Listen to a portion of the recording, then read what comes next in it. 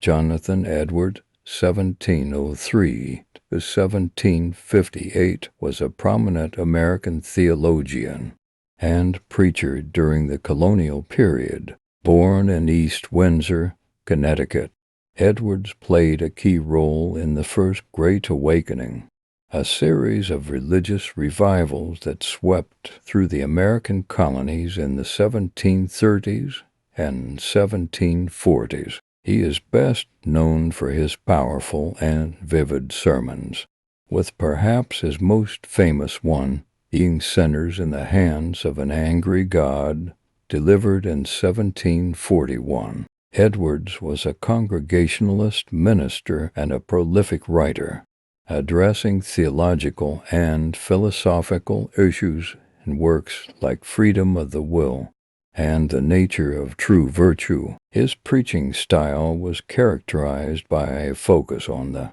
sovereignty of God, human depravity, and the necessity of personal conversion. Despite his influential role in American religious history, Edwards faced controversy within his own congregation and eventually left his pastoral position. He later served as a missionary to Native Americans, contributing to early American philosophical thought, and became the third president of the College of New Jersey, now Princeton University, shortly before his death in 1758. Jonathan Edwards' writings continue to be studied for their impact on theology, philosophy, and the history of religious movements in America.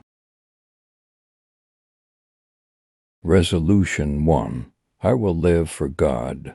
Resolution 2. If no one else does, I still will. The happiness of the creature consists in rejoicing in God, by which also God is magnified and exalted. God is the highest good of the reasonable creature. Nothing sets a person so much out of the devil's reach as humility. The best, most beautiful, and most perfect way that we have of expressing a sweet concord of mind to each other is by music. Trust in God, and you need not fear. The excellency of Christ is such that his goodwill, his love, is as much manifested in the gift of the Spirit as in the gift of himself. To go to heaven, fully to enjoy God, is infinitely better, and the most pleasant accommodations here. The world looks dull and flat without a knowledge of the infinite value of the gospel. Seek not to grow in knowledge chiefly for the sake of applause, and to enable you to dispute with others, but seek it for the benefit of your souls. The happiness of the creature consists in rejoicing in God, by which also God is magnified and exalted. Many in their sorrows run to men, not to God. The best and sweetest flowers of paradise God gives to his people. When they are upon their knees, prayer is the gate of heaven. The best and sweetest flowers of paradise God gives to his people.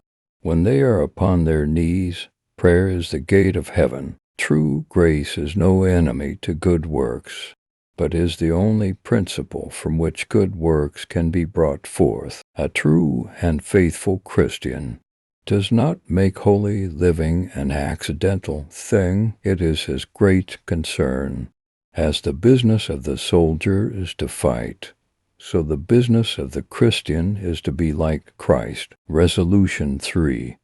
To live with all my might while I do live. There is no way that Christians in a private capacity can do so much to promote the work of God and advance the kingdom of Christ as by prayer. Time is so short, and the work which Christians have to do for their own souls and for the conversion of sinners is so great that we have none of it to spare. God's glory is the highest and last end of all his works. The best, most beautiful, and most perfect way that we have of expressing a sweet concord of mind to each other is by music. It becomes us to spend this life only as a journey toward heaven, as it becomes us to make the seeking of our highest end and proper good the whole work of our lives. Resolution 4. Never to do anything which I should be afraid to do if it were the last hour of my life. The happiness of the creature consists in rejoicing in God, by which also God is magnified and exalted. Many in their sorrows run to men, not to God.